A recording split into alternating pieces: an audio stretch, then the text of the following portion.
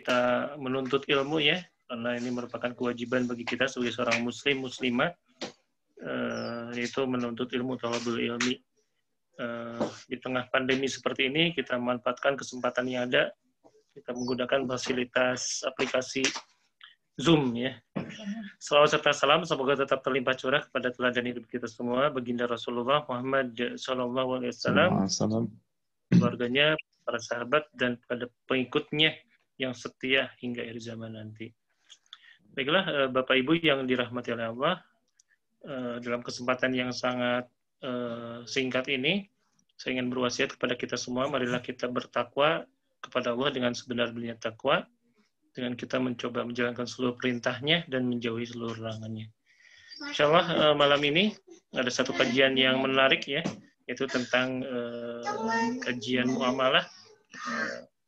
Bagaimana kemudian Islam itu adalah satu-satunya agama yang mengatur seluruh aspek kehidupan kita. Salah satunya di sini adalah tentang jual beli ya. Insyaallah akan dikupas tuntas oleh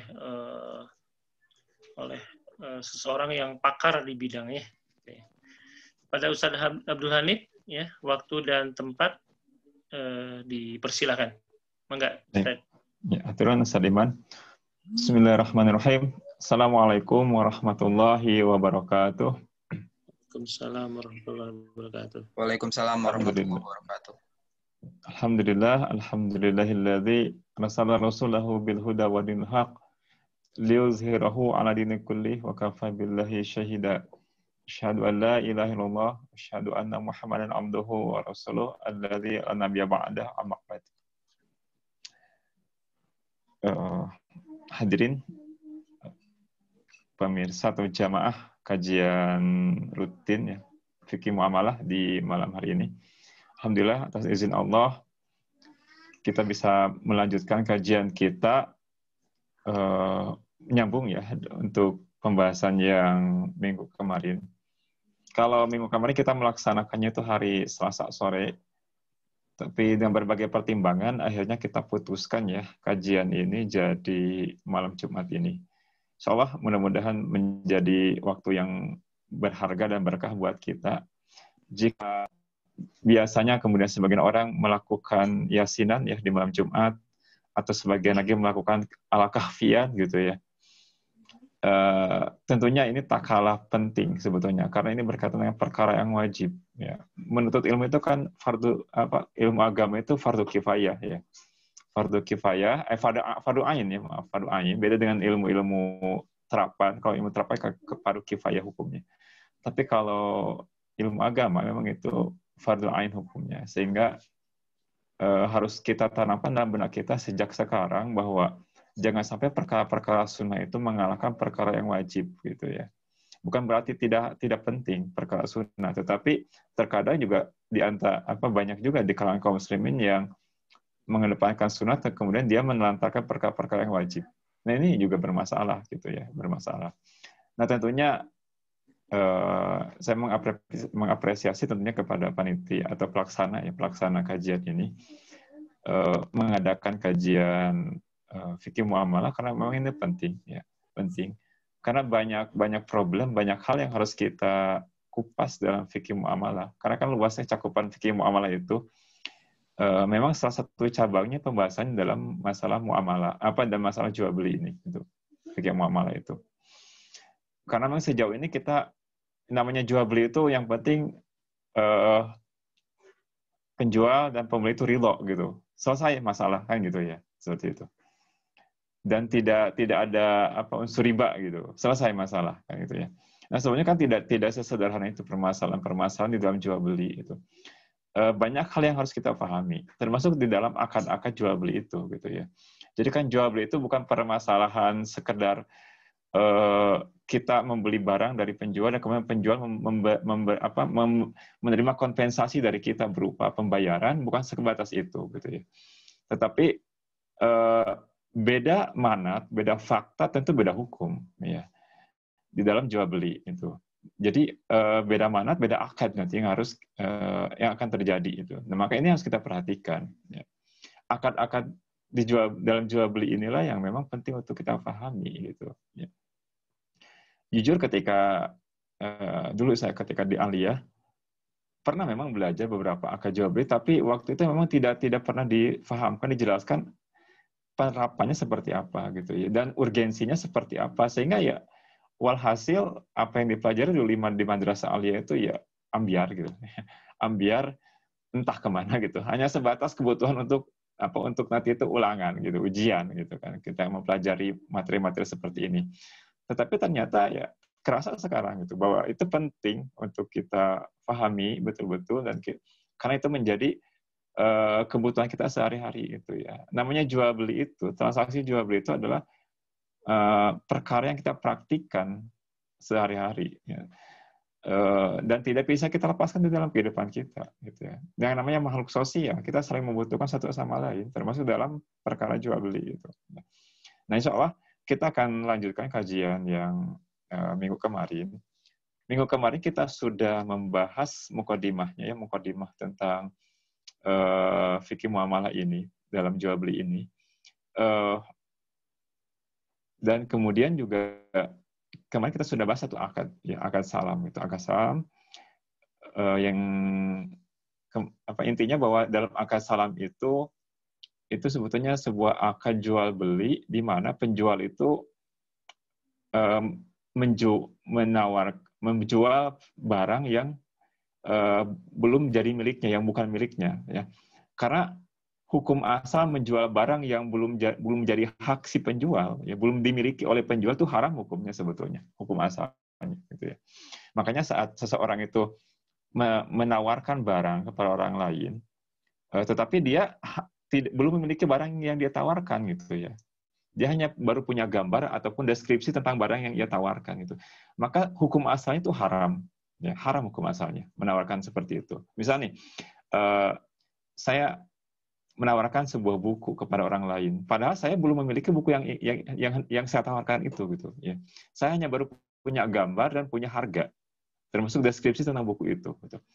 Maka hukum asalnya sebetulnya saya itu haram melakukan jual beli untuk barang yang belum saya miliki sebagai seorang penjual gitu ya gitu. Nah, maka lantas seperti apa solusinya? Apa kemudian itu mutlak tidak boleh dilaksanakan akad jual beli? Nah, ternyata Islam memang punya solusi. Punya solusi bagi seseorang yang ingin berbisnis, ingin berjual beli, tetapi dia tidak memiliki barang yang hendak dia jual. Islam punya solusi. Solusinya itu dengan akad salam. Itu solusi yang Islam tawarkan, yang Islam berikan. Jadi akad salam itu secara garis besar adalah di mana seorang penjual dia menawarkan produk yang belum dia miliki, ya, dengan kompensasi pembayaran itu diawalkan di majelis akad. Gitu ya. Jadi ketika seorang penjual menawarkan sebuah produk yang belum dia miliki produk itu, ya, kemudian ada konsumen yang tertarik, ya, maka wajib bagi konsumen tersebut untuk membayar lunas harganya atau kompensasi harga itu di majelis akad, gitu ya. Harus dibayarkan kepada penjual. Nah, sehingga nanti penjual itu akan menggunakan uang yang dibayarkan itu untuk membeli produk yang dipesan oleh konsumen kepada produsen, nanti dibelikan oleh penjual tersebut, gitu. Nah, itu secara garis besar tentang akad salam, seperti itu. Dan dalam akad salam ini ada beberapa hal yang harus kita perhatikan, ya. Pertama, bahwa untuk jenis barang yang boleh diperjualbelikan dengan akad salam ini adalah, ya, itu harus ada 3 syarat. Ya. Satu, barang itu adalah barang yang al-makil. Ya. Barang itu bisa ditakar, ya, ditakar, atau bahasa orang Bandung itu diletter gitu ya. Bisa diletter, bisa disok gitu ya. Itu ditakar, al-makil. Ya. Nah, kemudian syarat yang kedua adalah barang itu adalah barang yang al-mauzun. Barang itu adalah barang yang bisa ditimbang. Ya. Untuk barang-barang yang bisa ditimbang, itu boleh dilakukan jual beli dengan akad salam. Gitu. Nah, yang ketiga syaratnya adalah barang tersebut merupakan barang yang menurut ijma sahabat, ya. Jadi kan kalau dalam hadis itu hanya 2, Rasulullah mensyaratkan jenis barang yang boleh diperjualbelikan itu ada hanya dua, al-makil dan al-mauzun, ya, bisa ditakar dan bisa ditimbang. Tetapi para sahabat itu berijma, ya, berijma dengan satu syarat lagi, yaitu al-ma'dud. Menurut para ijma sahabat itu al-ma'dud, ya, al-ma'dud. Yaitu barang itu bisa dihitung. Itu misalnya buah apel atau buah jambu, ya, misalnya buah-buahan kan itu bisa ya diperjualbelikan satu biji, 2 biji, atau telur misalnya selain bisa di kilo, ya, ataupun bisa di kilo atau amauzun. Telur itu kan bisa juga diecer per butir, ya, 1 butir, 2 butir, itu namanya al-ma'dud, ya, gitu. Nah, rata-rata memang kebanyakan yang bisa diperjualbelikan dalam akad salam itu kebanyakan itu adalah sembako, kebanyakan, ya, biasanya sembako itu kan seperti beras itu kan ditakar atau ditimbang, gitu, ya. Untuk yang lain-lain sebentar Ustaz, mohon maaf. Iya. Suaranya putus-putus Ustaz. Oh gitu ya. Kresek-kresek. Oh iya, sinyal kayaknya. Bentar ya, saya coba tidak pakai mic ya, Bro. Iya. Coba deh. Enggak. Ini tidak pakai mic. Coba dites Ustaz. Ya. Jelas nggak segini? Halo, ya. Kenapa? Ya sudah, mangga lanjut. Jelas? Jelas ya. Oh baik ya. Berarti nggak pakai mic ya. Nah itu ya. Jadi itu terkait dengan salam itu harus memenuhi 3 syarat. Ya, 2 syarat dari Rasulullah dan 1 syarat itu dari ijma sahabat. Ya, gitu. Nah itu syaratnya. Jadi untuk di luar 3 syarat itu tidak boleh diperjualbelikan secara akad salam. Misalnya jual beli properti, ya. Properti itu tidak boleh dengan akad salam. Itu properti, kendaraan, gitu, ya. Itu tidak boleh dengan akad salam karena memang tidak masuk ke dalam 3 syarat ini, ya. Jadi properti, kendaraan itu tidak masuk ke dalam al-makil, al-mauzun ataupun al-ma'dud, tidak masuk, gitu, ya. Untuk properti dan kendaraan itu. Nah, itu. Nah, kemudian juga satu hal penting juga yang harus kita perhatikan dalam jual beli ini, karena akad salam ini mendahulukan kompensasi atau harga dan barang itu menjadi hutang bagi si penjual. Ustaz, maaf Ustaz, sekali lagi. Ini lagi kresek-kresek suaranya. Oh, gitu. Berarti sinyalnya ya. Baik, segini gimana? Segini jelas? Masih. Ya. Jadi itu ya. Untuk salam. Nah, kemudian dalam salam pun disyaratkan itu adalah harganya harus jelas di majelis akad, berapa harga produknya, apa waktu, gitu, ketika memang barang itu diserahkan, masih suaranya masih ini kurang jelas. Kemudian yang kedua, si harga itu harus diserahkan di majelis akad, tadi si pembayaran itu di awal, gitu, ya, di awal. Lunas itu tidak boleh dicicil, ya, tidak boleh di DP, tidak boleh dicicil, itu harus lunas di majelis akad, gitu. Ya kalau misalnya kita jual beli online dengan akad salam, maka pembayarannya ditransfer lunas, gitu, ya, bukan DP, gitu, untuk akad salam. Nah, kemudian, yang ketiga adalah yang diperjualbelikan itu bukan barang ribawi, gitu ya, bukan barang-barang ribawi, bukan, karena 6 jenis ya yang termasuk dalam barang ribawi. Di situ kan di slide ada hadis ya yang sudah ditayangkan, hadis riwayat Muslim, ya. Jadi ada 6 jenis, ya, yaitu emas dengan emas, gitu ya, kemudian perak dengan perak, kemudian gandum dengan gandum, kemudian jawawut dengan jawawut, ya. Kemudian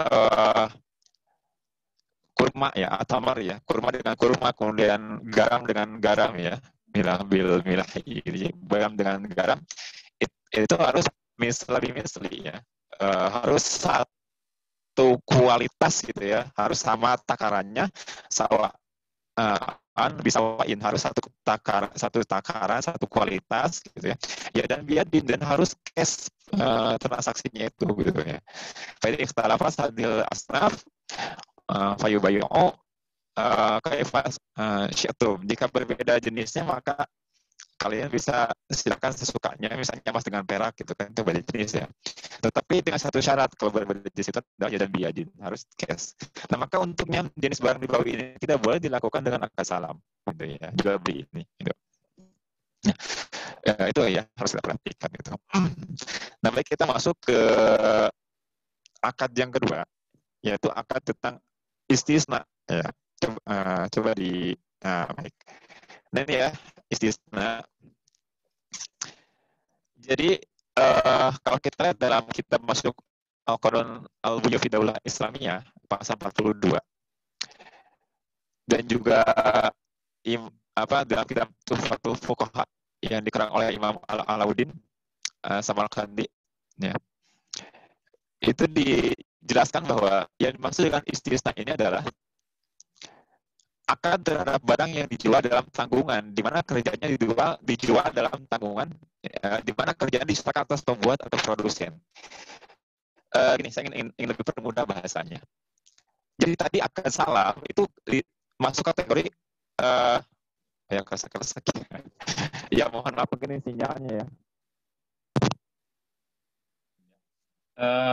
Jadi akad salam maupun istisna itu sama-sama terkategori ke dalam jual beli pesanan, ya, pesanan. Cuma ada perbedaannya. Kalau salam itu barangnya memang ada, tidak perlu diproduksi dulu ketika dipesan gitu ya. Hanya si penjual belum punya barang itu, tapi di produsen sudah ada, sudah ready si barangnya di produsen. Gitu. Berbeda dengan istisna itu pesanan juga, ya. Akadnya ada pesanan.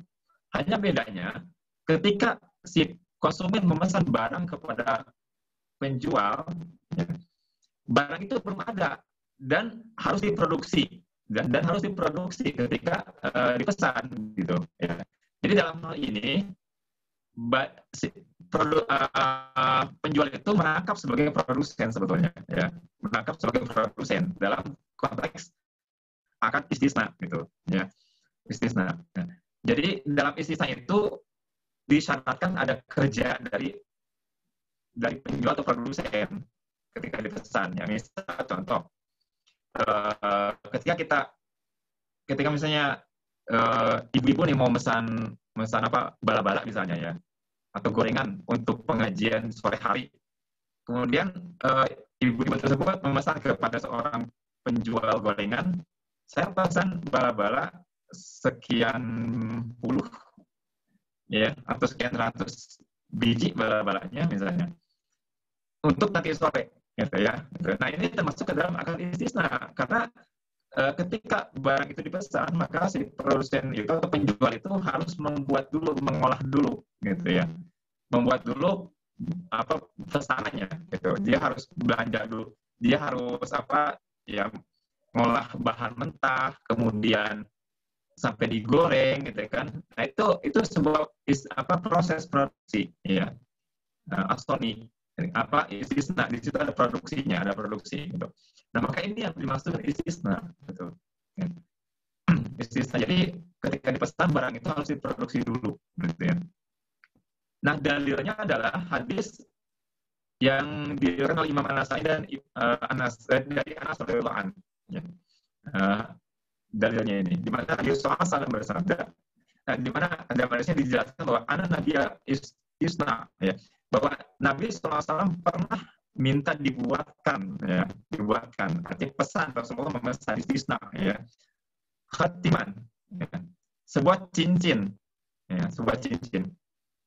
Faqala inna qad khatiman, ya, wa naqshan alaihi naqshan fala yankishu alaihi ahadan. Nah, kata Nabi, ketika Nabi memesan cincin itu, Nabi bersabda, ya, kami sudah mengambil cincin dan kami ukir dengan sebuah ukiran. Nah, maka kata Rasulullah, hendaklah jangan ada seorang pun yang membuat ukiran yang sama untuk ketika membuat cincin, gitu ya. Jadi ada spesifikasi khusus dari pemesan, gitu ya, spesifikasi khusus dari pemesan, gitu. Gitu. Nah, maka kemudian Anas berkata hal ini ya, bahwa ini la ara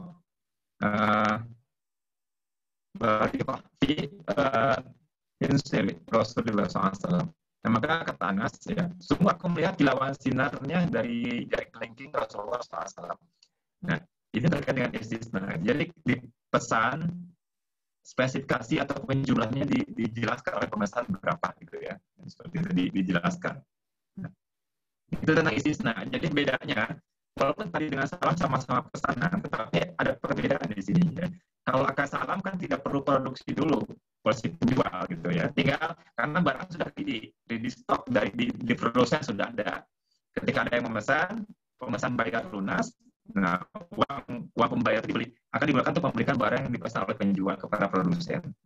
Nah ya, nah kalau akad istisna beda. Akad istisna itu ketika konsumen memesan, nah, maka si penjual yang merangkap sekaligus sebagai produsen, dia harus membuat dulu barang yang dipesan sesuai dengan spesifikasi pemesanan dari pemesan, gitu, dari konsumen, gitu ya. Itu.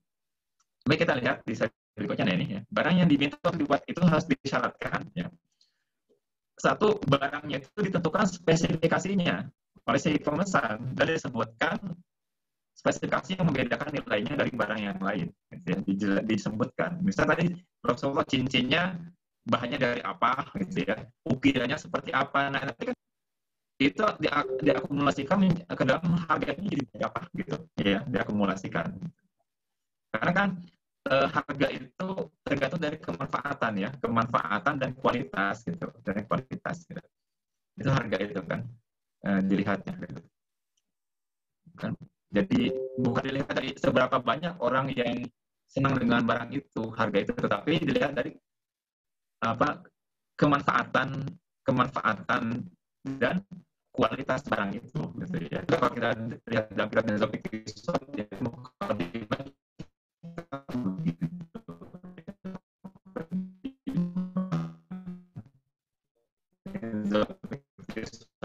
jadi harting besar oleh berapa banyak orang yang senang dari kemanfaatan dan kemudian kualitas. Gitu ya. Nah, maka ini harus ditentukan spesifikasinya, gitu ya, yang membedakan nilainya. Nanti bahannya dari apa?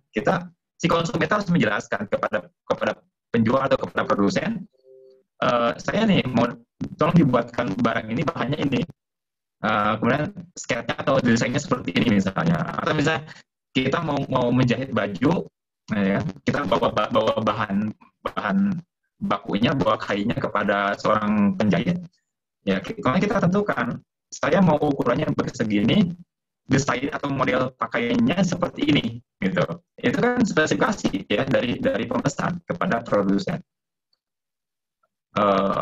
Maaf, kainnya dari penjual ya, dari produsen, bukan dari konsumen. Jadi ditentukan gitu. Kainnya mau jenis kain ini, warnanya ini, itu ditentukan gitu kan. Desainnya seperti ini, ditentukan. Nah itu satu. Yang kedua, ya syaratnya adalah harus berupa barang yang di dalamnya masuk aktivitas konstruksi, pembentukan, pembangunan atau pencampuran. Ya tidak mungkin lagi dipisahkan.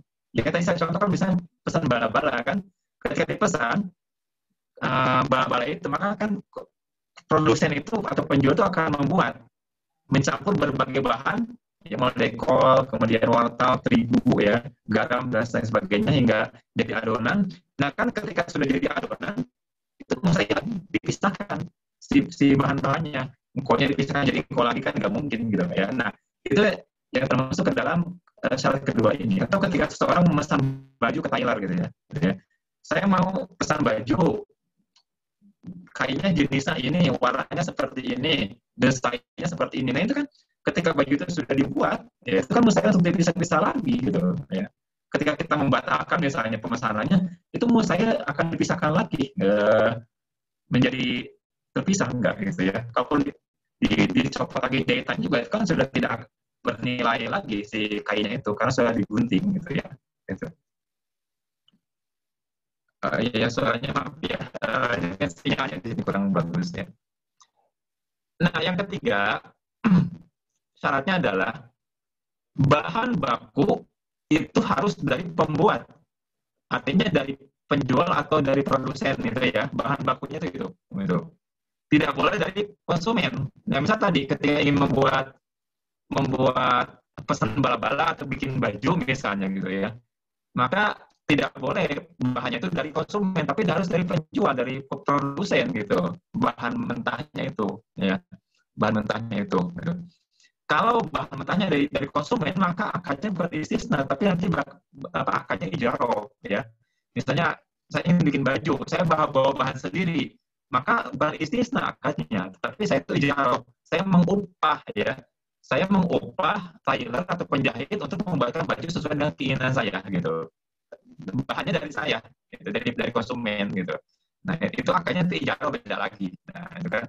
Nah makanya di sini harus diperhatikan mana itu fakta itu berbeda, mana beda fakta maka beda hukum, beda akad yang akan dilakukan dalam jual beli gitu. Nah ini makanya diperhatikan seperti ini gitu ya.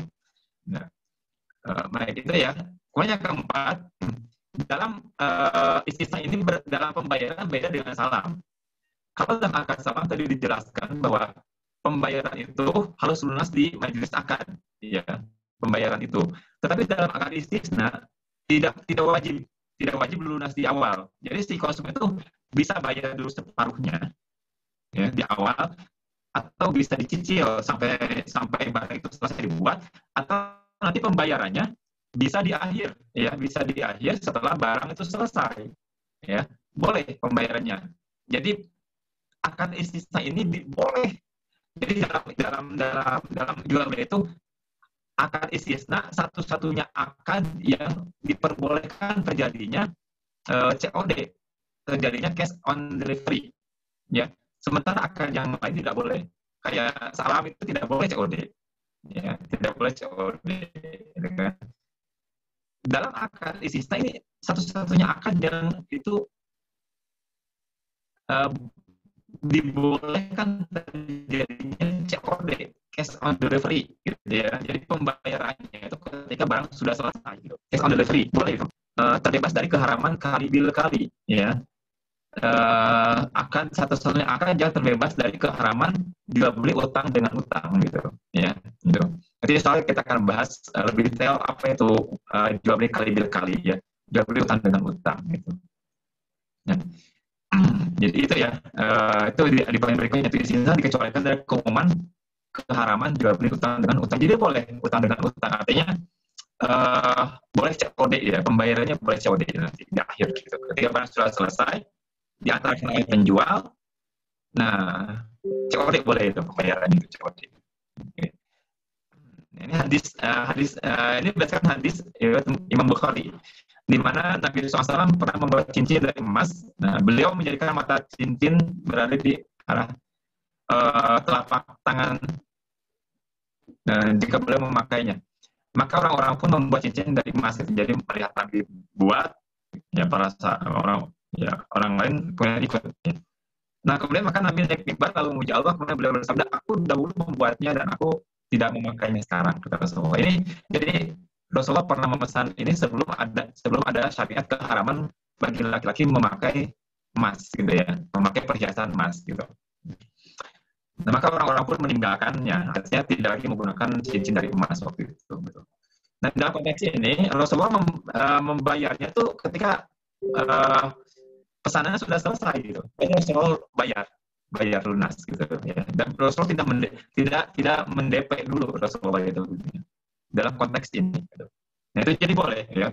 Jadi memang dalam akad istisna ini akad yang paling fleksibel ya, di mana pembayarannya memang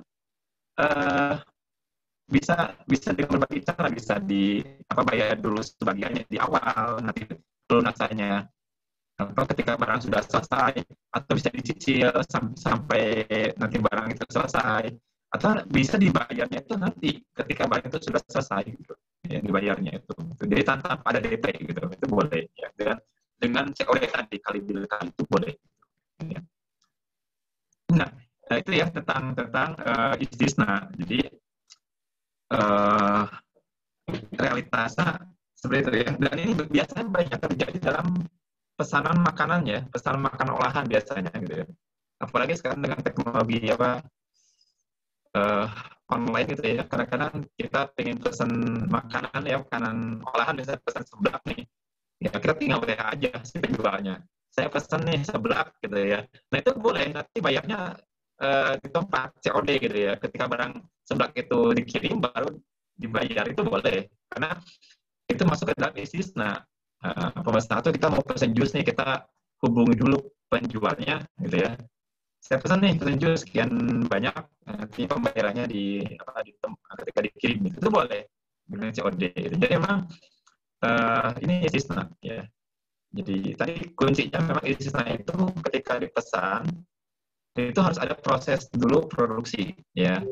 Kalau tidak ada proses produksi namanya bukan istisna gitu. Itu masuk ke akad salam ya, seperti itu. Baik, itu terkait dengan al istisna gitu ya. Mudah-mudahan ada bisa terbayang ya, bisa tergambar dari mulai salam tadi dan kemudian masuk ke istisna gitu ya. Baik, mungkin Kang Yopi atau Sadiman, ini sementara sampai sini dulu materinya ya. Mungkin barangkali ada yang akan didiskusikan terkait dengan materi ini, ya Mangga. Saya kembalikan kepada moderator.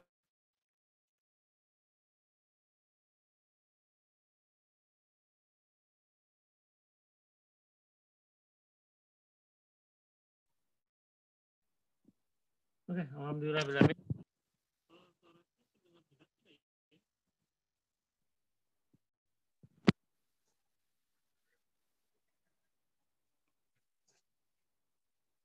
Apakah suara saya terdengar jelas? Jelas Kang, jelas. Ya mungkin karena gangguan sinyal atau traffic jam-nya padat ya. Jadi tadi agak lep gitu ya ininya suaranya. Mungkin nanti kalau malam memang begitu ya, padat trafficnya. Baiklah, Ustaz Abdul Hanif, terima kasih atas penjelasan pengantar untuk kita diskusi malam ini. Mangga dipersilakan pada Bapak Ibu, barangkali ada yang mau ditanyakan, disampaikan, dipersilakan. Boleh bertanya via chat atau langsung, barangkali. Iya, betul. Kang Yofi ya.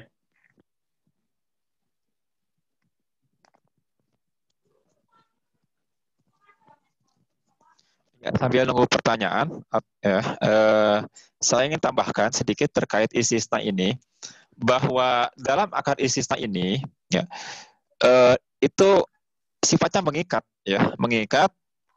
Jadi akdun lazimun gitu ya, sifatnya itu mengikat, akad yang mengikat. Artinya ketika seorang konsumen itu sudah memesan barang yang, oh iya, Mangga, ada yang bertanya ya, mungkin. Mangga silakan.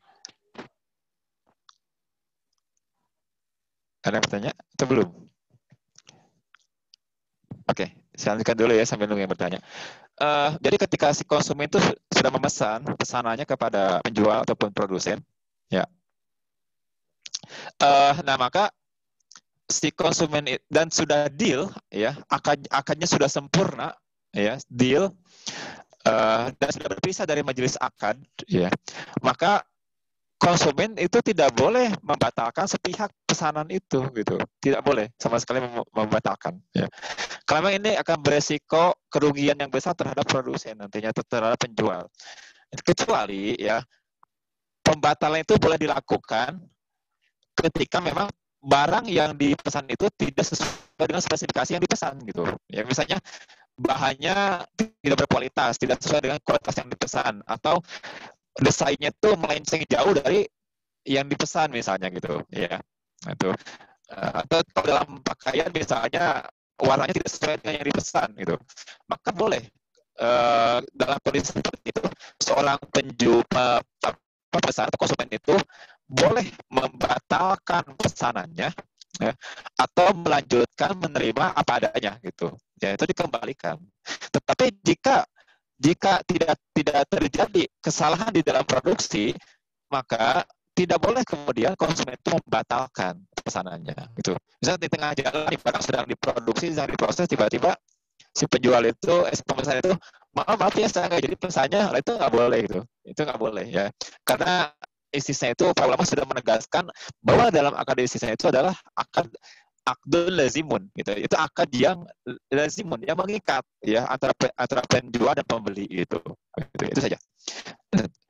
Ada pertanyaan nggak, Ustaz? Enggak.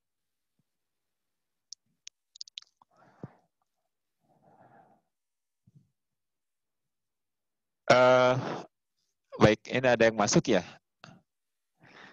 Afwan Ustaz, kalau akad salam bolehkah barangnya saya belikan dari pihak ketiga baru saya antarkan ke pembeli?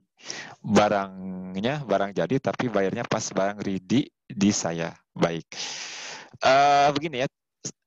Jadi kembali, akad salam itu adalah akad pesanan di mana penjual kan belum punya barangnya, gitu kan, gitu ya.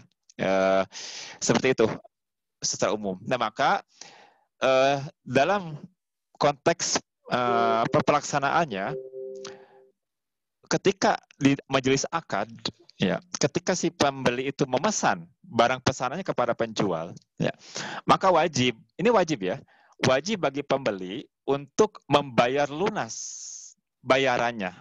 Itu. Jadi tidak boleh dicicil, tidak boleh di DP, apalagi nanti COD, tidak boleh. Ya. Nah, itu tidak boleh karena kalau COD terkena keharaman jual beli kali bil kali, utang dengan utang. Gitu. Nah maka ketika memesan itu wajib pembeli itu membayar lunas harganya atau membayar lunas kompensasi harganya kepada penjual. Ya, baik ditransfer maupun dibayar cungcreng gitu ya, genjreng gitu. Itu harus lunas. Kenapa? Karena nanti uang yang dibayarkan oleh pembeli itu akan digunakan oleh penjual untuk membeli barang pesanan dari pembeli tersebut. Nanti akan diberikan kepada produsen gitu. Ya, nah ini untuk menghilangkan keharaman bagi penjual untuk penjual barang yang belum dimiliki. Karena kan tadi ya saya sampaikan di awal, hukum asal menjual barang yang belum dimiliki itu haram hukumnya gitu. Nah, dengan akad istisna ini maka keharaman itu jadi hilang bagi penjual gitu. Ketika pembeli membayar lunas bayarannya, kemudian uang bayaran dari pembeli itu digunakan untuk membeli barang pesanannya, maka itu akan menghilangkan keharaman menjual barang yang belum dimiliki gitu. Itu ya seperti itu. Nah, cuman memang penjual itu akhirnya punya tanggungan hutang berupa barang yang nanti harus disampaikan itu ya kepada pembeli itu ya atau kepada pemesan. Nah itu ya. Jadi kalau dalam konteks ini kan bayarnya pas barang ready. Nah itu ya ini kan tidak boleh seperti itu, tidak boleh gitu. Tidak boleh.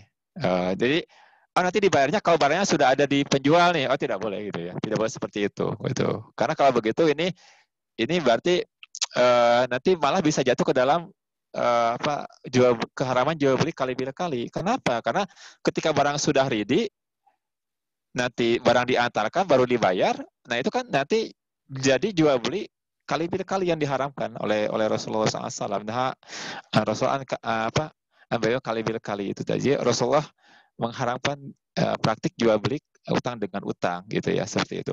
Nah intinya kalau memang sudah ada akad deal terjadi jual beli dalam akad salam, maka wajib pembeli langsung melunasi harganya gitu ya, tidak boleh dicicil gitu, apalagi nanti dibayarnya pas barang ready, itu tidak boleh gitu. Jadi justru harga itu harus dibayarkan lunas sebelum barang ready dipenjual gitu ya, sebelum barang ready dipenjual gitu ya, karena nanti penjual baru akan membeli barang yang dipesan kepada produsen ketika pembelinya sudah membayar lunas harganya itu ya. Itu untuk yang pertama ya. Kemudian ini pertanyaan berikutnya. Assalamualaikum. Waalaikumsalam ya. Saya ingin bertanya, bila menjual sistem PO pre-order gitu ya, apakah termasuk akad salam? Misal PO-nya lewat online atau marketplace seperti Shopee misal, akan tapi bayar COD. Baik. Ini harus kita lihat faktanya, barang yang dipesannya seperti apa gitu. Apakah barang itu barang yang tidak membutuhkan produksi oleh penjual ketika dipesan, ataukah ketika dipesan itu si penjual harus membuat dulu gitu. Nah ini harus dilihat gitu ya, dilihat faktanya, manfaatnya dilihat dulu. Kalau toh ternyata faktanya kalau di Shopee kan kebanyakan ya, atau di Lazada misalnya, ketika kita pesan barang itu lewat aplikasi, ya kita lihat dulu satu jalur saja ya. aplikasi yang langsung menyampaikan kepada penjual, ya. Maka kan rata-rata barang itu memang bukan barang yang harus diproduksi dulu ketika dipesan, kan artinya sudah ready barang itu, gitu ya. Nah, cuman jadi masalahnya kita tidak tahu, ya, apakah sudah ready di penjual barang itu, ya, ataukah kemudian malah si penjual belum memiliki barangnya. Jadi ketika dipesan baru harus ngambil dulu dari produsen gitu ya, seperti itu. Nah, cuman terlepas dari kondisi seperti itu, ya, dalam jual beli online, baik si penjual sudah punya barangnya, sudah ready dengan barangnya, atau barangnya belum ready di penjual, tetap saja harus dibayar lunas di awal. Itu si pembayar.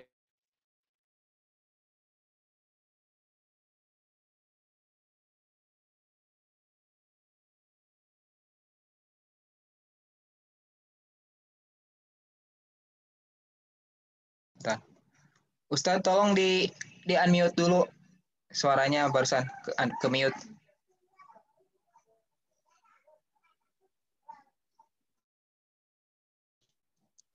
Baik. Ya. Nah, saya ulangi ya. Jadi dalam jual beli online ini justru beda dengan jual beli langsung, ya. Misalnya kita ke toko atau ke warung, itu kan langsung, ya. Kita ketemu dengan penjual, langsung kita bayar lunas, ya. Barang langsung kita terima, gitu kan. Hari itu juga di majelis akad. Beda dengan jual beli online seperti itu di aplikasi, ya, baik itu Shopee, Lazada ataupun yang lainnya, ya. Nah, saat kita pesankan barang tidak langsung kita terima, gitu. Nah, kalau kita bayarnya nanti COD, saat barang dikirim baru kita bayar, gitu, ya. Maka justru disitulah berlaku keharaman kali bil kali, gitu, ya. Kita terkena dengan hukum keharaman kali bil kali, gitu, ya. Nah, makanya untuk jual beli online, ya, yang menggunakan aplikasi, ya, baik itu hanya lewat WA gitu, ya, ataupun lewat aplikasi Lazada, Shopee, Bukalapak dan sebagainya, maka bukan sebaiknya kita wajib membayar lunas, gitu, ya. Kita wajib membayar lunas, harganya itu di awal dengan cara ditransfer, gitu, sebelum barang itu dikirim, gitu ya. Nah, itu seperti itu. Terlepas apakah kemudian si penjual itu sudah punya barangnya, ready stock, ataukah memang belum punya barangnya ketika menawarkan barang itu, terlepas dari semua itu, gitu, ya. Nah, yang pasti kita menghindari hukum kali bil kali, baik bagi penjual maupun bagi pemesan, gitu, ya. Dengan mentransfer harganya lunas di awal, gitu, ya, maka artinya kita terlepas dari keharaman kali bil kali, gitu, ya. Seperti itu untuk yang pemesanan online, ya. Seperti itu. Mudah-mudahan bisa ditangkap intinya, ya. Baik, berikutnya ke pertanyaan selanjutnya. Ini ada yang mau bertanya, ya, secara Zoom. Teh Wulan. Oh iya, mangga. Iya, gini ya, Ustaz mau tanya. Sebenarnya kan gini ya. Suaranya kecil? Oh iya, sebentar. Iya kan, ada tuh penjual. Ini tapi bukan online, ya. Maksudnya penjualan ke online, tapi dia itu menjualnya itu dua harga. Maksudnya gini,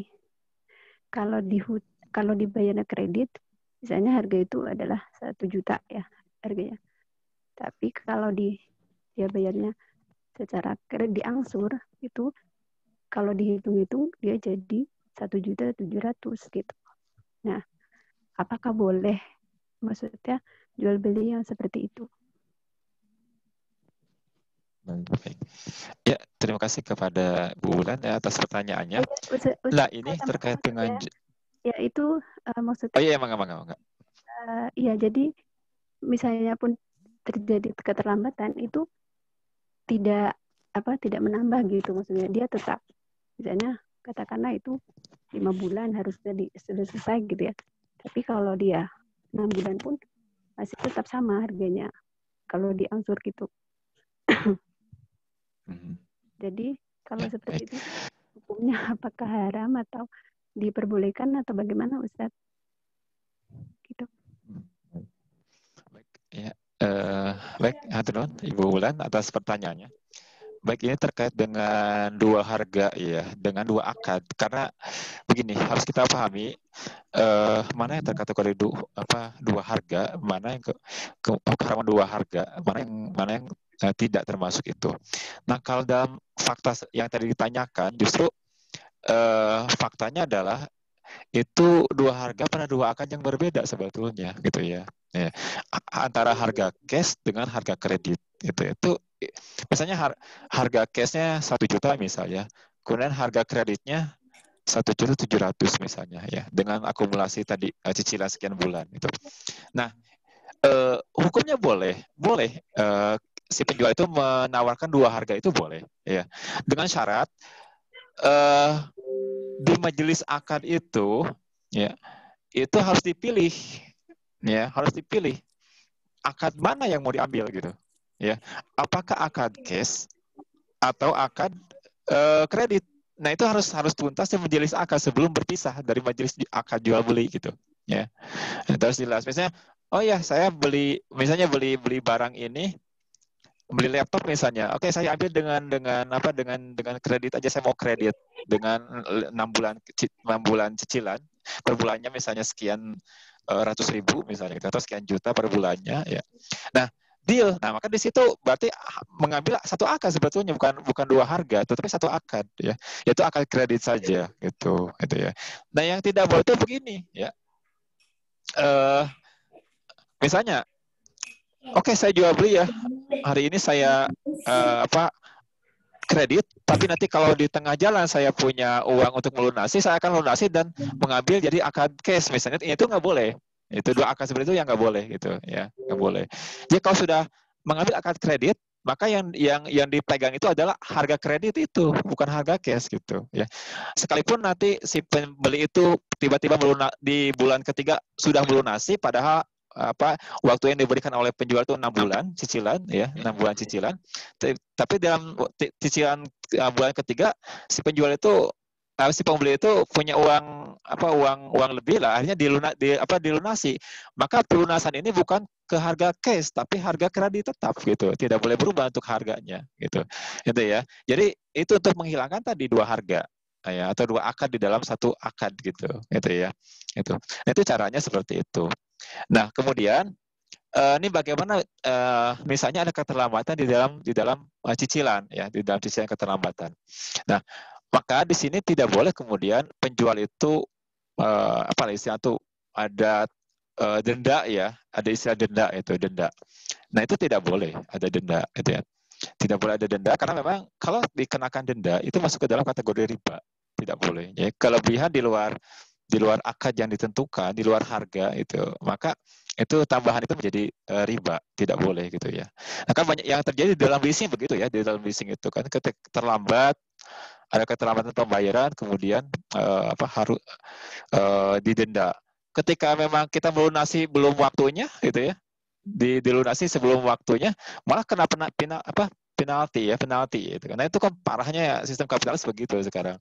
Ya, jadi itu dalam kredit ya tetap harga kredit yang dipegang ya, tetapi tadi ketika terlambat membayar ya, itu tidak boleh dikenakan denda sama sekali gitu. Dan tidak boleh ada istilah menjabel barang gitu ya, tidak boleh.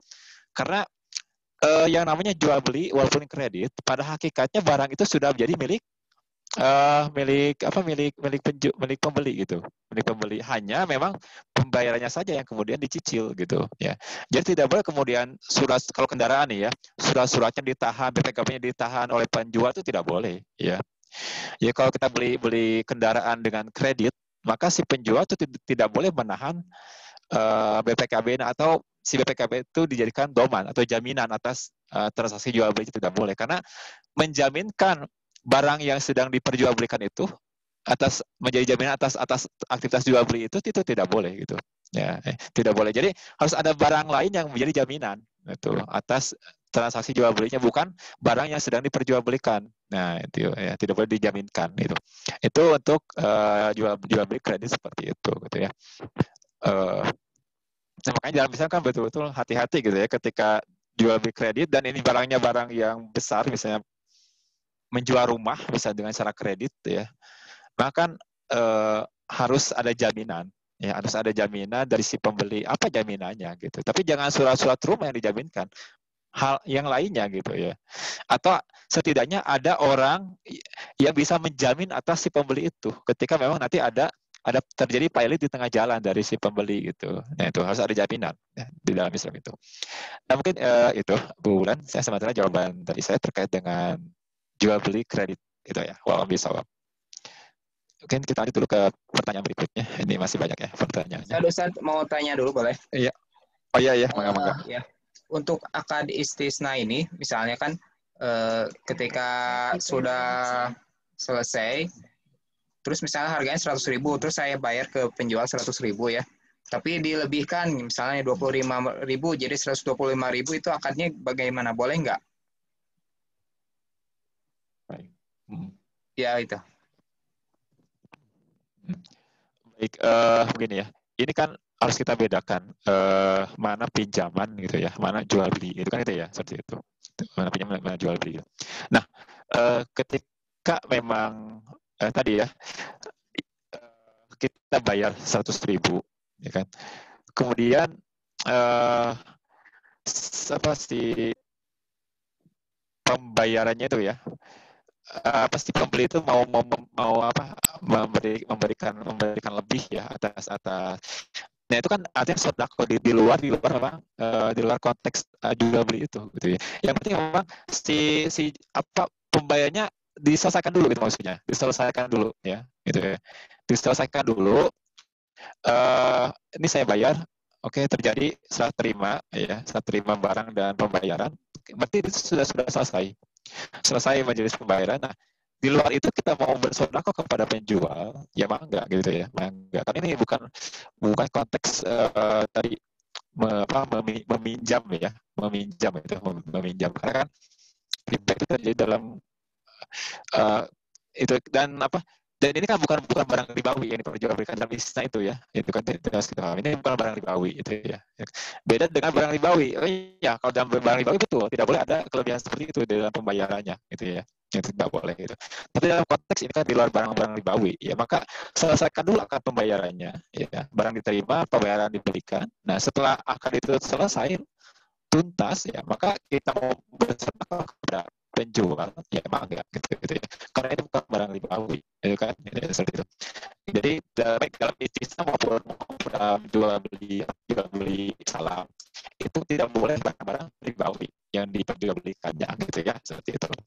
Nah, itu mungkin Kang Yofi ya terkait dengan jawaban saya. Kalau misalnya kalau nanti ternyata ada tahqiq yang lebih meyakinkan lagi ya terkait dengan ini, misalnya itu tetap riba misalnya dengan detail dalilnya ada misalnya ya, ini itu misalnya nanti kita akan revisi jawaban ini gitu. Tapi sementara yang saya pahami seperti itu, karena ini bukan barang ribawi gitu ya, itu kan seperti itu. Wallahualam bishawab. Maka dalam pinjaman pun kan Rasulullah pernah meminjam kambing ya. Kambing itu kan bukan barang ribawi. Rasulullah pernah meminjam kambing, kemudian saat mengembalikan dengan kambing yang lebih baik ukurannya lebih gemuk gitu ya. Maka kan di dalam kitab Sahih Islam Juz 1 Syekh Hakim mengatakan bahwa ini bukan riba kelebihan ini, tapi ini merupakan qardun hasanin gitu. Sebaik-baik pengembalian kata Rasulullah gitu ya, seperti itu. Menurut Imam Taqiyuddin itu ada qardun hasanin, sebaik-baiknya pengembalian gitu ya. Jadi boleh ya seperti itu. Nah, dalam proses peminjaman ya, proses peminjaman boleh seperti itu. Misalnya kita minjam ayam nih, kita pengen ayam kampung tapi kita belum sempat beli, kita pinjam dulu ayam tetangga ya, kan. Kemudian nanti digantiin deh, kan. Dan si tetangganya itu ridho dengan peminjamannya itu. Nanti boleh nanti seperti itu. Dibayarkan dengan ayam yang lebih baik kualitasnya, misalnya boleh, nggak apa-apa. Tidak terus riba. Karena ayam bukan terkategori barang riba gitu ya, seperti itu. Itu mungkin ke Yofi ya. Alhamdulillah.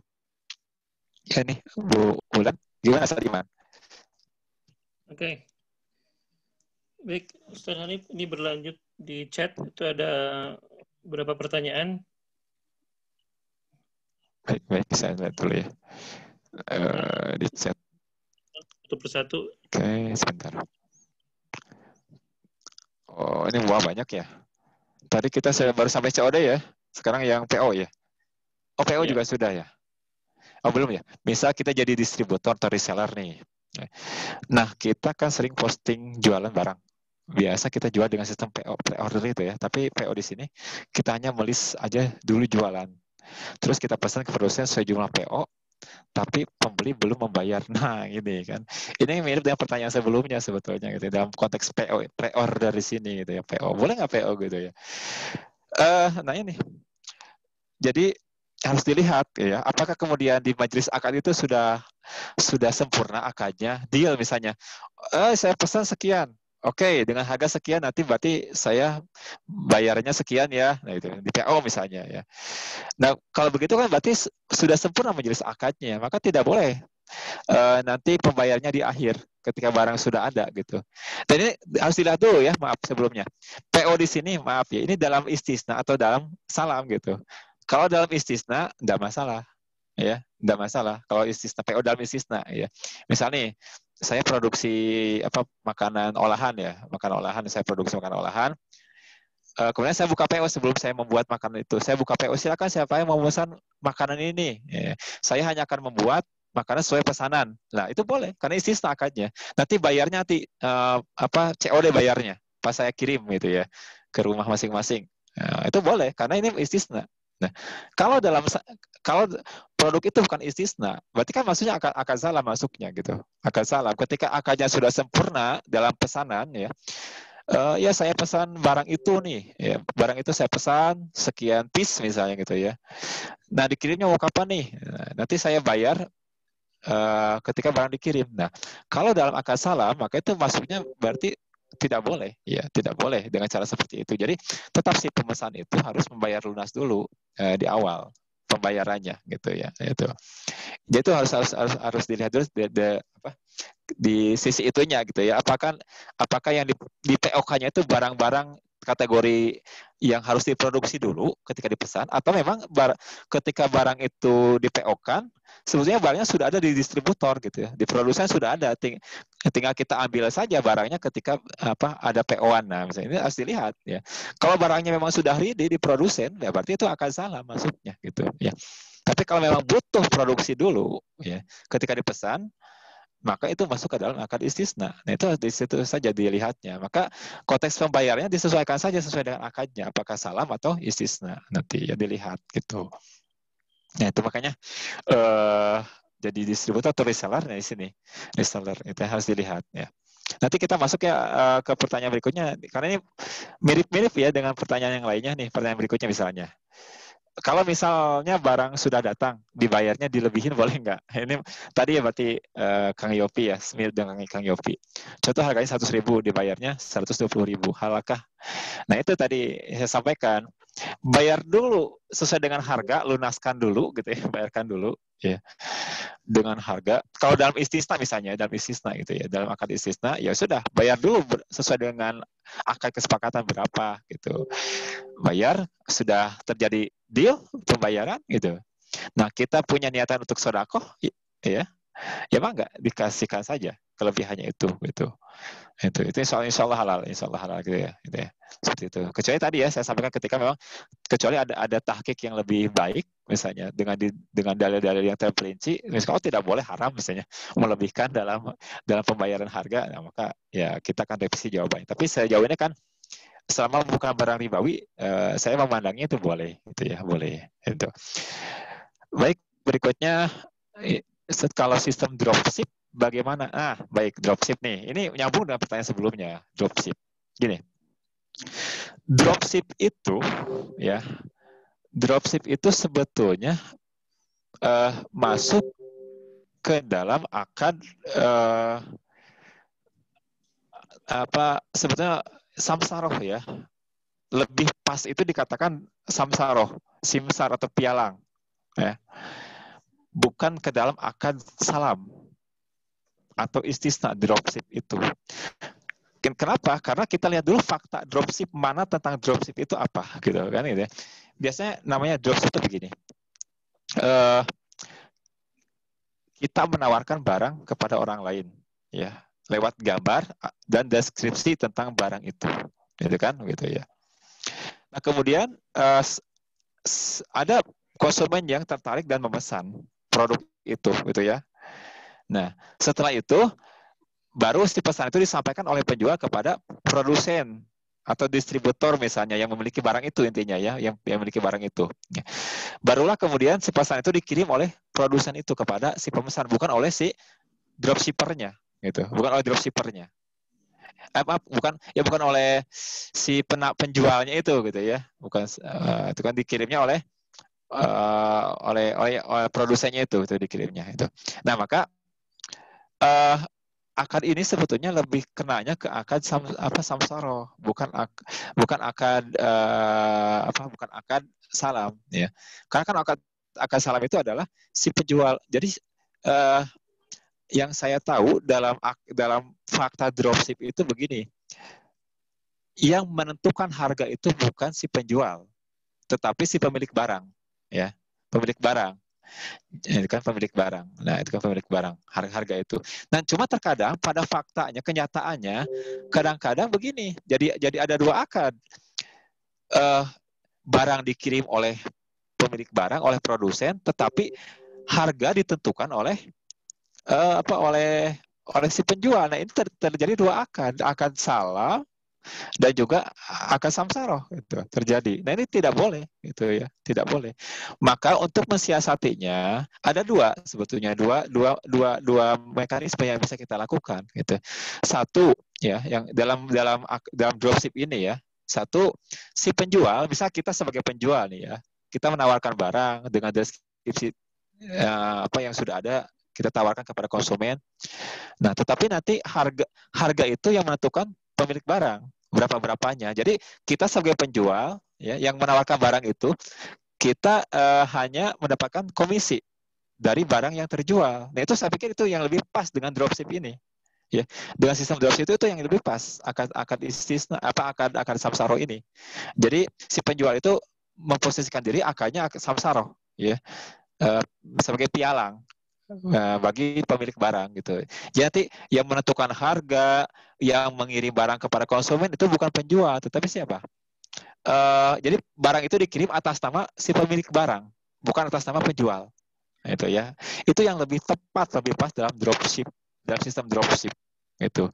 Tapi misalnya begini, si penjual itu ingin ambil keuntungan sendiri, bukan persentase dari penjual, dari pemilik barang, boleh. Tetapi berarti akadnya diubah, akadnya menjadi akad salam. Akad salam. Jadi boleh penjual itu misalkan dari pemilik barang harga 100.000. Kemudian oleh si penjual itu dihargakan ke konsumen jadi 120.000.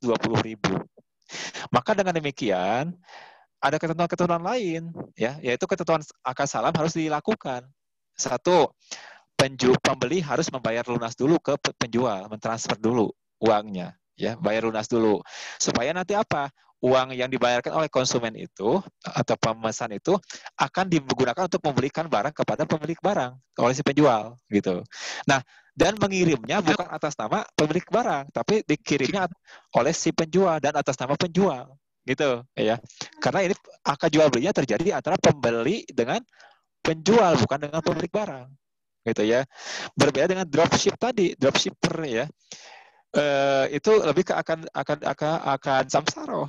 Jadi si pembayaran itu dibayarkan langsung ke pemilik barang, bukan orang yang menawarkan, gitu. Jadi dibayarkannya, gitu, ya. Dan barang dikirim itu atas nama si pemilik barang, gitu. Jadi pokoknya orang yang menawarkan barang atau penjual itu tahunya komisi saja dari pemilik barang, gitu ya. Jadi itu harus kita bedakan di situ. Nah, kita mau masuk di mana, gitu ya, karena dropship itu tadi lebih tepatnya untuk akad samsaroh, bukan akad salam. Dropship itu, gitu ya. Nah, itu karena pada realitasnya dalam dropship itu kan si penjual itu tidak memiliki barangnya, kan, hanya menawarkan saja, memperlihatkan gambarnya, mendeskripsikan barangnya, kan, gitu ya. Itu faktanya begitu dalam dropship itu, gitu. Nah, seperti itu, ya, tentang dropship. Jadi nyambung sih dengan pertanyaan-pertanyaan sebelumnya, gitu. Baik, pertanyaan berikutnya dari Umi Ani, ya. Apakah boleh kita menjual barang dengan cara dicicil Karena konsumennya minta dicicil dengan harga kesepakatan di awal, bahwa harganya tidak sama dengan harga cash. Artinya ini kredit ya, jual beli kredit, iya boleh. Ini berarti ini maksudnya jual beli kredit ya maksudnya.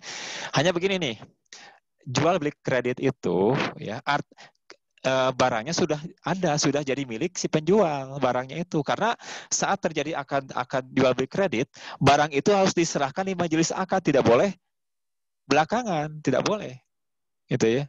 Jadi misalnya saya mau menjual barang dengan cara dikreditkan sistemnya, gitu ya. Akadnya akad kredit. Nah, berarti sebelum saya menawarkan barang kepada orang lain, kepada konsumen, saya harus punya dulu barang yang mau ditawarkan, gitu. Ya, barangnya harus ada dulu di saya. Setelah barang ada, baru ditawarkan, gitu. Ya, ada konsumen yang tertarik, cocok dengan harganya, maka barang itu diserahkan kepada konsumen saat itu juga di majelis akad, gitu ya. Tidak boleh diserahkan nanti setelah akad di lain waktu, tidak boleh, gitu. Ya, tidak boleh. Jadi harus diserahkan di majelis akad, gitu. Ketika akadnya sudah sempurna, oke, saya deal. Barang ini saya cocok dengan barangnya, kualitasnya juga dengan harganya.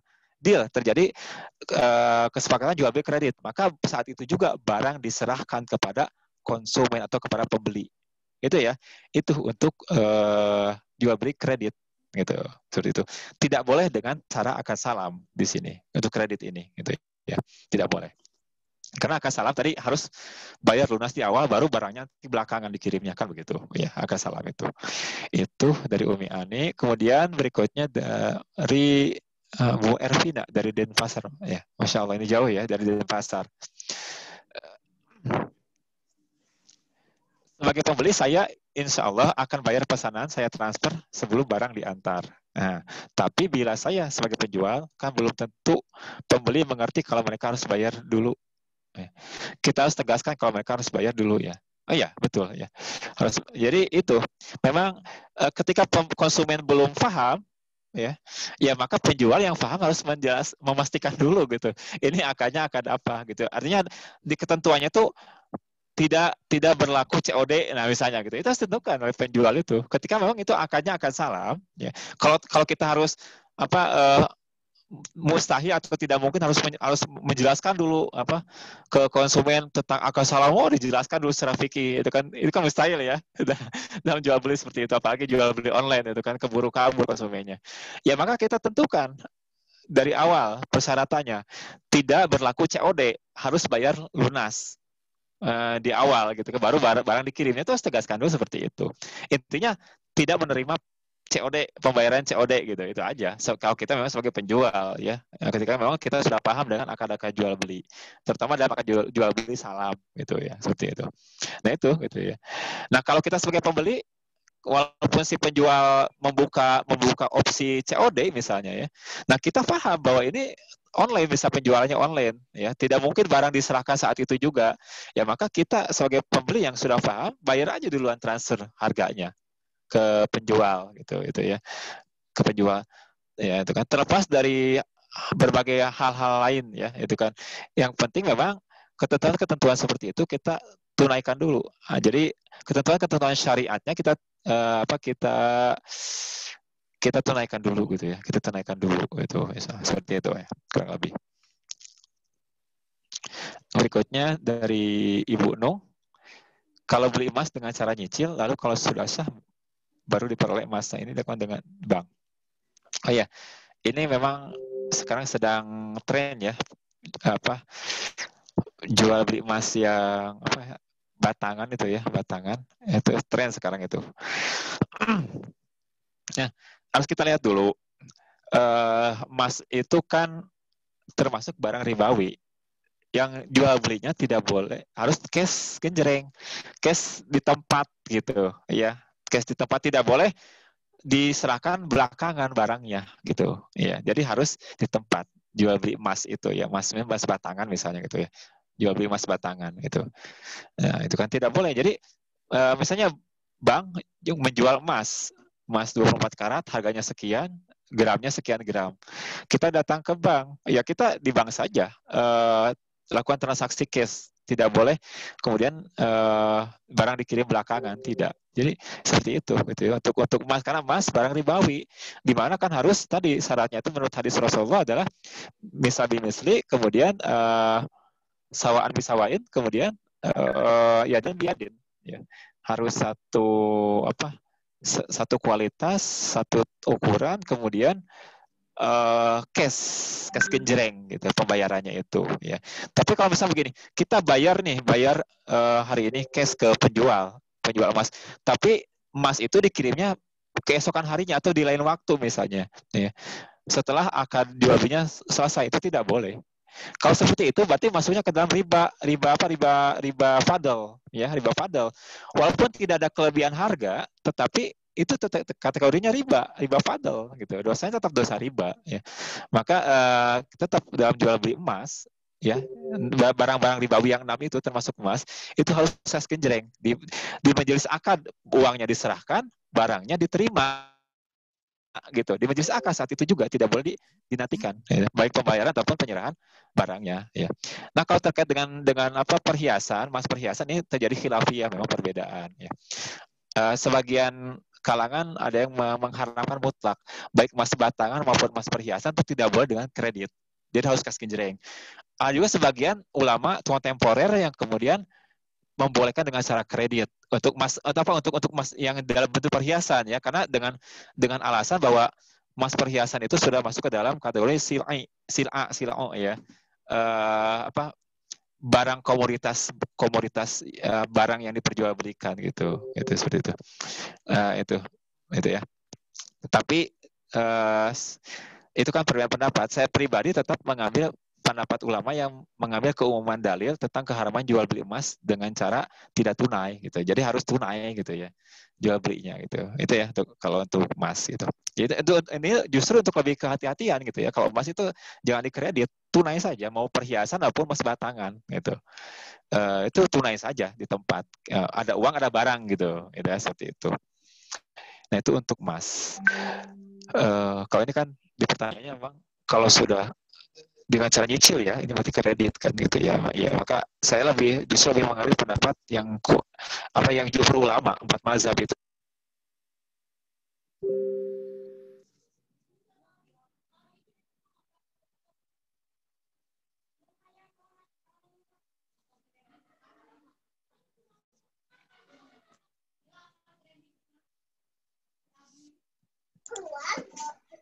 Ustadz, suaranya hilang, Ustadz.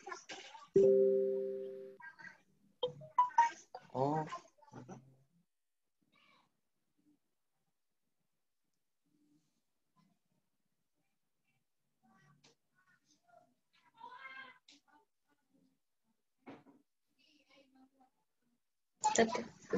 Di unmute dulu, Ustadz. Di unmute dulu. Iya. Baik, Sadiman, di saya hilang, chatnya tidak ada karena barusan nge-close. Bisa dibacakan lagi nggak yang barusan dari Umi Ani tentang properti? Ya, dari mulai properti. Ya. Sebentar.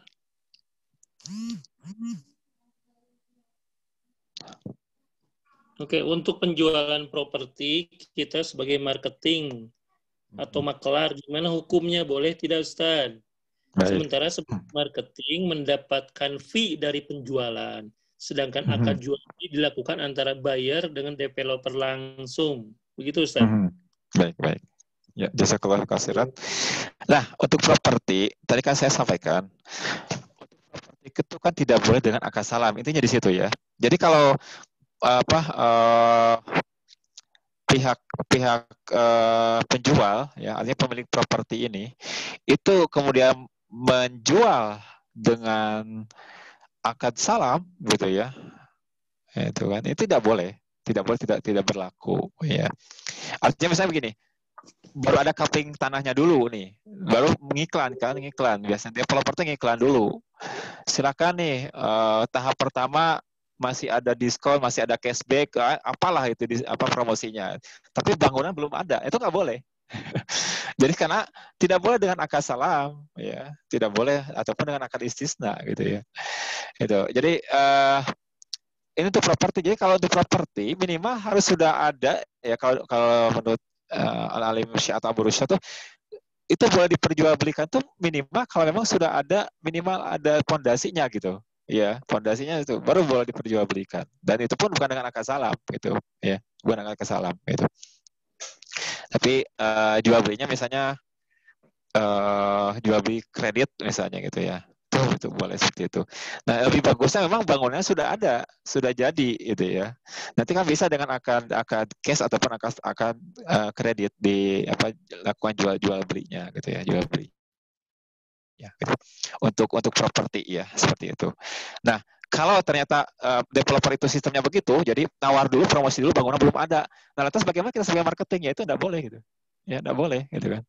Karena kan sistemnya begitu gitu ya. Akhirnya jadi semacam akad salam, dia nggak jelas akadnya tidak. Karena memang itu tidak karena ini keharaman juga menjual barang yang belum dimiliki ya.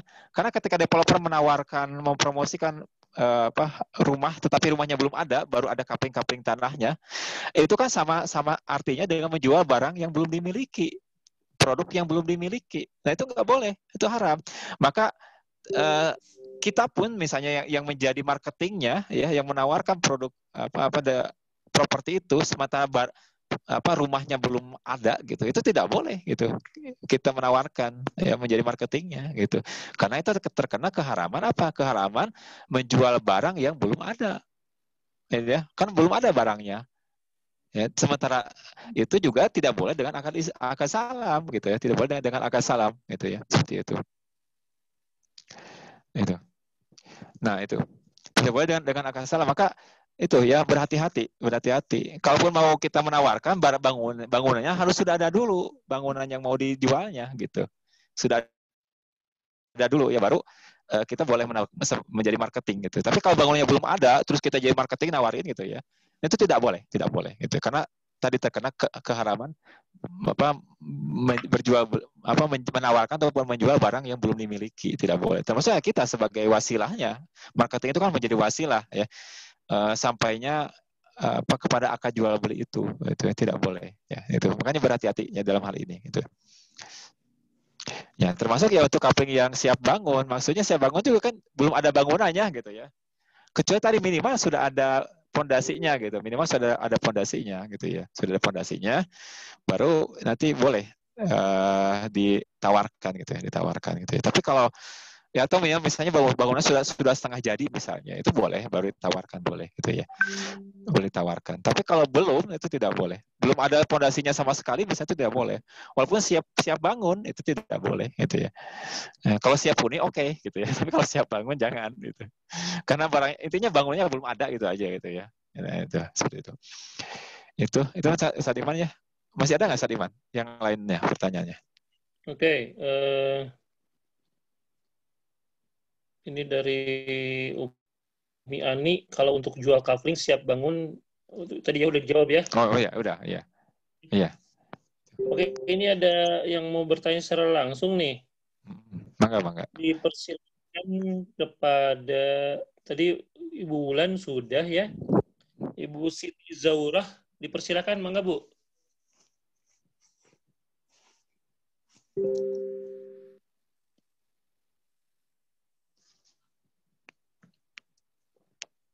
Di unmute dulu. Ya, silakan Bu. Ya, Assalamualaikum Ustaz. Waalaikumsalam warahmatullahi. Ini Ustaz, saya mau nanya, maaf, kalau membeli halal nggak sih membeli barang dalam bentuk arisan? Oh gitu ya. Iya, makasih Ustaz. Baik. Jawabannya. Baik, ini berarti konteksnya faktanya arisan gitu ya, seperti itu kurang lebih arisan. Nah harus kita lihat arisan itu kan ada arisan barang, ada arisan uang ya. Secara umum kan begitu ya. Di masyarakat faktanya begitu. Untuk arisan uang itu boleh hukumnya ya, karena itu masuk ke dalam hukum pinjaman. Jadi si pemenang itu pada faktanya meminjam uang dari orang yang belum menang, itu kan, itu boleh.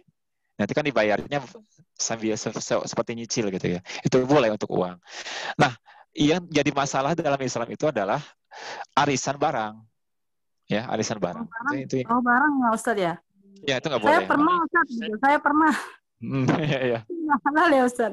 Soalnya itu kalau memang itu sudah terjadi, Bu, saya ini Suaranya ya nggak apa. Tadinya Kalau sudah terjadi ya itu kan sudah berlalu, Bu ya.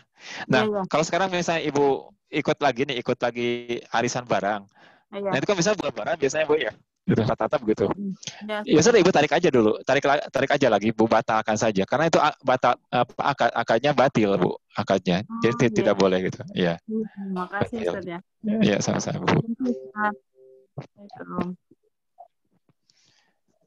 Iya, baik, Ustaz Iman, Mangga, masih ada yang lain?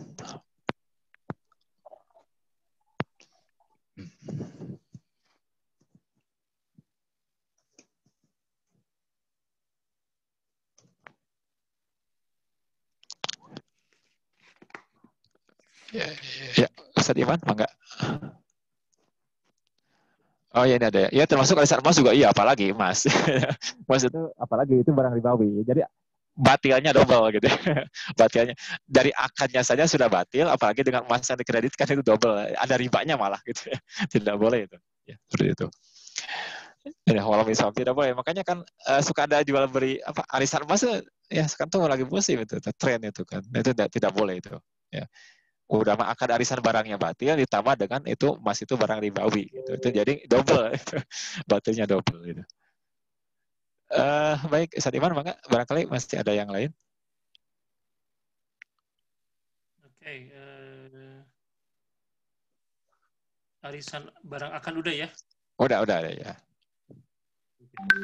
Baik, Bapak Ibu, persilakan, ada sisa waktu 5 menit lagi menuju jam 9. Barangkali ada yang mau bertanya langsung atau di chat, dipersilakan.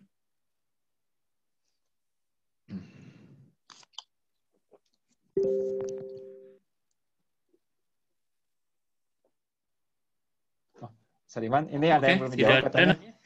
Sadiman, ada yang belum dijawab katanya yang dari di chat itu. Bang Yofi masih ada nggak? Ini dari Ibu Suyatun katanya. Saya Ustadz belum dijawab pertanyaannya. Kalau arisan barang, akad batilnya di mana dan bagaimana? Katanya begitu Ustadz. Baik. Ya, baik Ibu. Untuk arisan barang, ya, begini.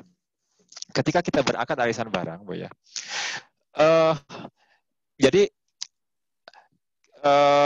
kita yang kita itu kan semacam wadiah titipan.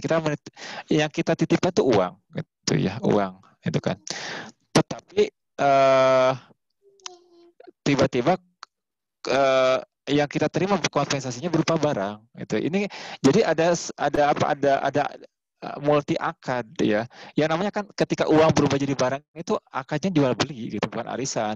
Sementara arisan itu bukan jual beli gitu ya. Arisan itu bukan jual beli ya. Itu bisa masuk ke dalam akad tahun. Arisan itu tahun, lebih kepada tahun. Seperti tadi uang ya. Arisan uang itu kan tahun ya, tahun minjemin gitu. Nah, dalam arisan barang juga sama. Itu kan konteksnya bukan jual beli ya. Sementara ketika diserahkan barang ya, diserahkan barang itu kan menjadi konteksnya akad jual beli itu ya. Akad jual beli itu. Nah itu. Jadi kalaupun mau ya dari awal bukan arisan. Kalau mau ya jual beli saja. Hanya saja kan jadi masalahnya kalaupun jual beli itu kan harus ditentukan harga dari awal. Misalnya daging sekilo berapa misalnya gitu ya. Nah itu. Tetapi kalau dalam arisan itu jelas akadnya jadi multi akad. Salah satunya multi akad, yang jadi batilnya itu multi akad. Itu terjadi di situ gitu ya. Tidak di dalam itu. Dan yang kedua, tidak sedikit juga terjadi riba. Misal begini ya, saya ambil contoh nih. Saya pernah menyaksikan faktanya begini. Ketika kita daftar arisan gitu ya, kita kan sebenarnya menitipkan ya, wadiah, menitipkan uang itu. Menitipkan uang ya kepada pengelola. Nah, tapi biasanya pertama uang itu suka digolangkan bahasanya itu oleh pengelola ya, digolangkan oleh pengelola itu. Entah itu untuk di tokonya atau apalah untuk bisnis apa. Nah, kita yang daftar jadi anggota arisan itu kita suka mendapatkan sesuatu ya, biasanya. Apakah itu berupa makanan misalnya Indomie 1 dus atau minuman atau apalah. Itu kan sebagai tanda terima kasih atas keanggotaan kan gitu ya. Nah ini menjadi riba. Kenapa riba? Tadi uang itu dititipkan, kemudian dikelola oleh si pengelola itu, dan sebagai tanda terima kasihnya diberikanlah bingkisan kepada orang anggota arisan. Itu menjadi riba. Itu menjadi riba. Kemudian yang ketiga si pengelola itu melakukan kebatilan juga. Apa batilnya? Itu kan uang itu wadiah, titipan, ya. Tetapi kenapa kadang-kadang kebanyakan dikelola, dijadikan bisnis oleh dia. Misalnya diberikan barang dulu untuk tokonya, atau dijadikan bisnis apa dulu bagi dia untuk diambil keuntungan, gitu ya, dikelola selama setahun, itu kan diambil keuntungan. Nah itu kan ini bukan akad syirka, bukan kerjasama bisnis. Nah itu jadi masalahnya kompleks dalam akad arisan barang itu kompleks masalahnya, ya. Makanya ini jelas batil, akadnya tidak boleh kemudian kita lakukan, gitu ya. Itu. Jadi kalau namanya arisan, ya, kalau uang yang diwadiahkan, dititipkan, ya, maka kembalinya uang juga, ya, bukan barang, gitu ya, seperti itu. Itu ya, kalau misal ya, dari sisi faktanya itu Ustaz Iman mungkin. Ya, mangga. Ustaz Hanif, ini yang pamungkas terakhir nih, ya, mangga. Dari Pak Hidayat. Pak Arif Hidayat bertanya, Ustaz, mohon izin bertanya, Assalamualaikum, berkaitan dengan akad dalam hal pinjaman atau pembiayaan, bagaimana hukumnya jika meminjam uang di bank, tapi untuk bayar utang lagi? Mohon pencerahannya, terima kasih. Begitu, Ustaz Hanif. Ya, baik. Ya. Baik. Untuk utang, jadi beda ya, antara utang dengan jual beli itu beda. Ya. Kalau utang itu lebih kepada ta'awun. Jadi pada hakikatnya ketika kita meminjam atau memberi pinjaman, itu bukan kimahnya, nilainya itu bukan kimah madiyah, bukan mencari keuntungan, tapi kimahnya atau nilainya adalah kimah insaniyah, nilai sosial, kemanusiaan, membantu, ta'awun, ya. Dalam bahasa Al-Quran itu ta'awun. Itu bahasa Al-Quran ta'awun, menolong, ya. Makanya juga Al-Quran kan memberikan batasan spesifik dalam hal ini, ya. Ta'awanu 'alal birri wat taqwa wa la ta'awanu 'alal ismi wal 'udwan. Tolong menolonglah kalian dalam kebaikan dan ketakwaan, tetapi jangan sesekali tolong menolong dalam dosa, ya, dan permusuhan. Itu kan batasan spesifik dalam Al-Quran seperti itu. Nah, dalam fakta pertanyaan tadi, ketika kita minjem ke bank, ya, untuk melunasi hutang, itu. Nah, taruhlah misalnya hutang sebelumnya bukan hutang riba, hutang biasa yang tanpa riba, ya. Tapi kita malah pinjam ke bank untuk melunasinya, gitu. Nah, malah kita berdosanya di situ, dosa riba saat kita pinjam ke bank. Karena tidak ada satupun bank di dunia ini yang bebas riba, tidak ada. Ya, coba cek, hatta sekalipun itu bank syariah, saat kita pinjam pasti harus ada lebihnya saat mengembalikan, entah berapa persennya, kan begitu ya. Tidak ada yang kita minjam sekian balik lagi sesuai jumlah pinjaman, tidak, itu. Ya, itu riba. Apalagi kalau kemudian hutang yang pertama itu hutang riba, hutang ribawi, ya, hutang riba. Kemudian untuk melunasinya kita riba lagi, ya, itu double hutangnya, gitu. Double dosa ribanya. Itu tidak boleh, gitu. Kalau seperti itu, tidak boleh kita lakukan seperti itu, gitu. Itu dari sisi hukum, ya, seperti itu, gitu. Wallahu bishawab. Itu Ustaz Iman. Ya. Oke. Baiklah, Bapak Ibu sekalian, nampaknya kita sudah sampai di penghujung acara ini. Sebagai penutup, Ustaz Hanif barangkali boleh menyampaikan closing statement, mangga. Ya, saya ingin menyampaikan kutipan pernyataan Imam Malik, ya, bahwa menurut beliau, jika kalian tidak mempelajari akad jual beli, ya, maka kalian akan memakan riba, kata Imam Malik, suka ataupun tidak, ya, ridho ataupun tidak, ya, itu pasti kita akan memakan riba jika kita tidak mempelajari ilmu dalam jual beli, akad jual beli. Nah, makanya mudah-mudahan forum ini bisa menjadi wasilah kita untuk perlahan sedikit demi sedikit memahami tentang akad-akad jual beli di dalam Islam, gitu. Insya Allah kita baru bahas 2 akad, salam dan istisna. Kedepannya kita masih ada beberapa akad yang kita bahas, ya, samsaroh, kemudian al-urbun dan seterusnya. Termasuk yang belum kita bahas adalah syarat-syarat yang membatalkan dan syarat-syarat yang sah-sahnya apa di dalam jual beli itu belum kita bahas. Soalnya nanti kita belakangan saja itu ya. Setelah akan jual beli tuntas kita bahas hal-hal seperti itu gitu. Itu mungkin Ustaz Iman terkait dengan closing statement-nya. Wallahu a'lam. Dan saya aturkan terima kasih atas atensi Bapak Ibu sekalian. Mohon maaf atas segala kekurangannya. Insya Allah kita ketemu lagi di malam Sama Jumat. Ustaz. Terima kasih Ustaz. Ya sama-sama Ibu. Ya, amin amin. Ya, Assalamualaikum warahmatullahi wabarakatuh. Waalaikumsalam warahmatullahi wabarakatuh. Terima kasih Ustaz. Bapak Ibu sekalian, demikianlah.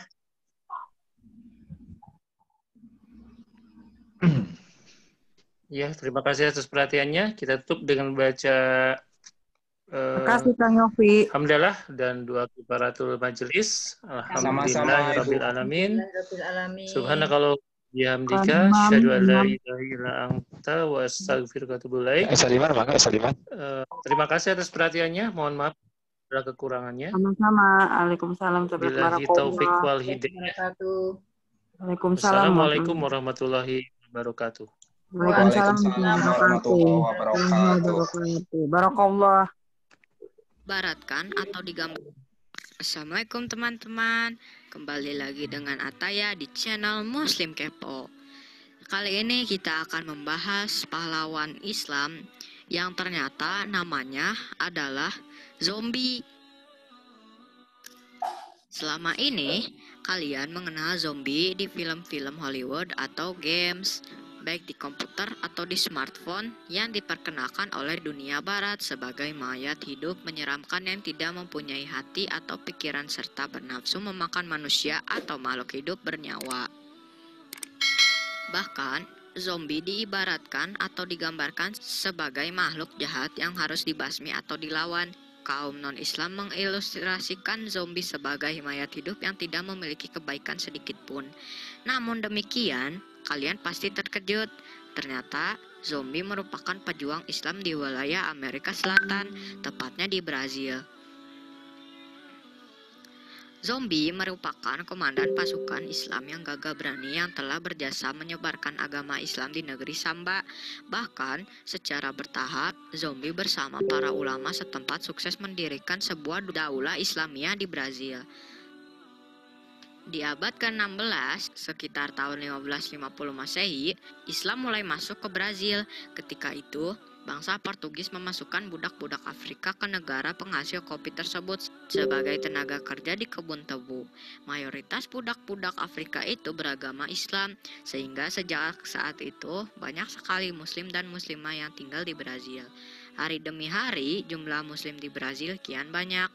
Selain para pendatang, penduduk asli juga mulai berbondong-bondong masuk Islam, menjadi seorang mu'alaf. Status rata kaum muslimin pun semakin kuat, tak hanya berprofesi sebagai pekerja tebu.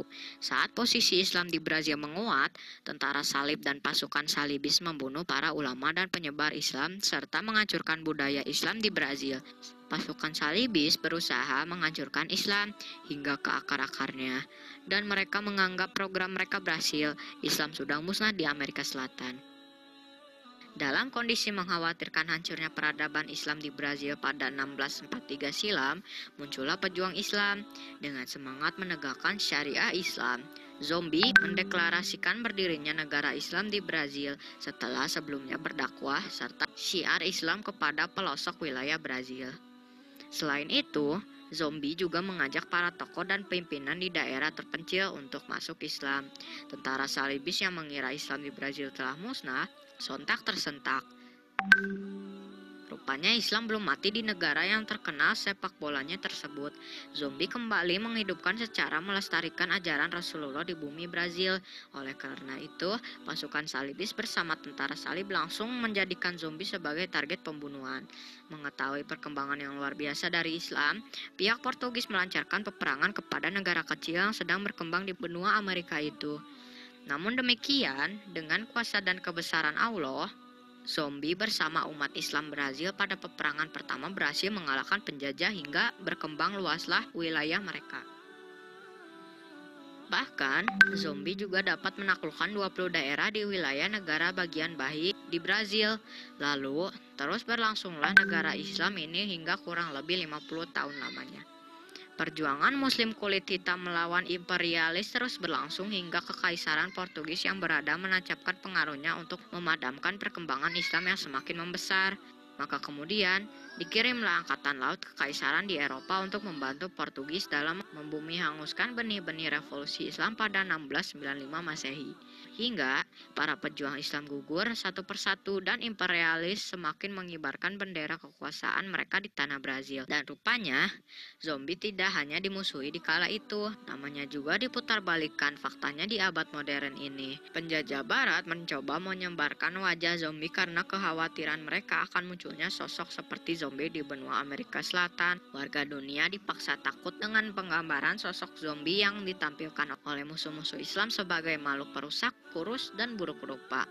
Padahal fakta sebenarnya kaum imperialis ingin kembali menghancurkan sejarah bangkitnya keislaman yang telah tumbuh subur di dunia ini, sebagai mereka menghancurkan Islam di Brazil saat itu. Jadi, itulah sejarah pejuang Islam yang bernama zombie. Yang kita kenal sekarang adalah monster buruk rupa yang suka memakan otak.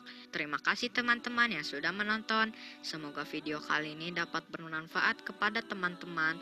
Jangan lupa di-share, like, komen, dan subscribe untuk video-video selanjutnya dari channel Muslim Kepo. Terima kasih teman-teman. Wassalamualaikum warahmatullahi wabarakatuh.